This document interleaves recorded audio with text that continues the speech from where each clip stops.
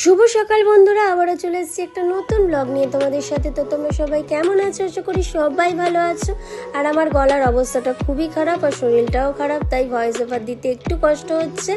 তো দেখো, আমরা সকাল সকাল বেরিয়ে পড়েছি বৃষ্টির ওয়েদারে। আমি যাচ্ছি আমার পিসির বাড়ি, কারণ আমি খুব কম সময়ের জন্য মুর্শিদাবাদে এসেছি, কলকাতায় চলে যাব হয়তো খুব তাড়াতাড়ি।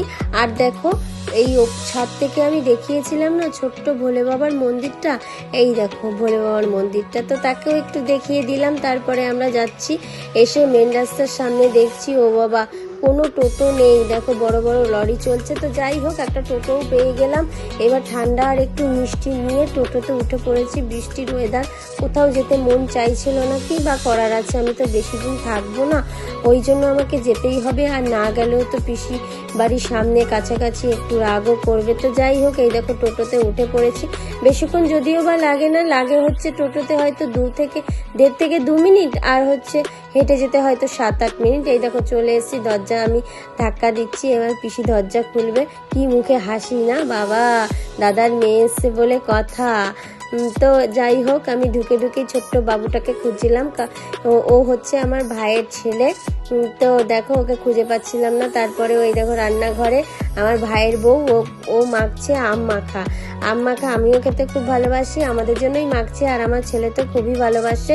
আর রান্নার প্রস্তুতিও চলছে। এই দেখো বাবুটাকে দেখবে চলে এসছে, আমি ওকে ক্যাডবেরি দিয়েছি। দেখো দেখো কি খুশি। এবার ওর মা বলছে পিপিকে একটা ফ্ল্যাঙ্কিস কর। তো দেখো এবার ফ্ল্যাঙ্কিস করবে। কি ভালোই লাগে না ছোট বাচ্চাদের দেখতে।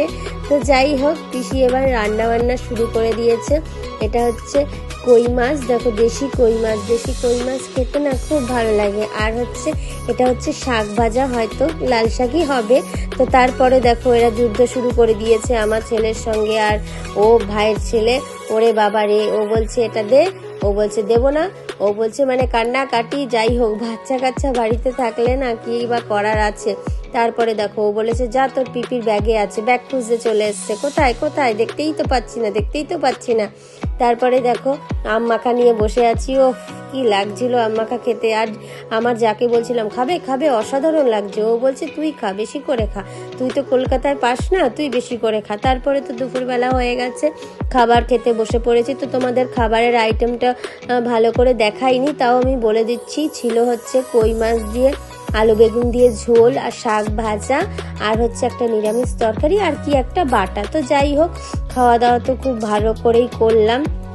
তারপরে দুপুর 3টে বাজে, তখন তাড়াতাড়ি করে বৃষ্টি বাদলার দিনে তাড়াতাড়ি করে বেরিয়ে পড়লাম। এই দেখো বেরিয়ে পড়েছি। তারপরে মেন রাস্তায় এসে দেখছি ও বাবারে বাবা, একটাও টোটো নেই। কি হবে, কি বা করার আছে, এবার তো হেঁটে যেতেই হবে। তাই যাই হোক, হাঁটা শুরু করলাম। তো আজকের মতো এখানেই ব্লগটা শেষ করলাম।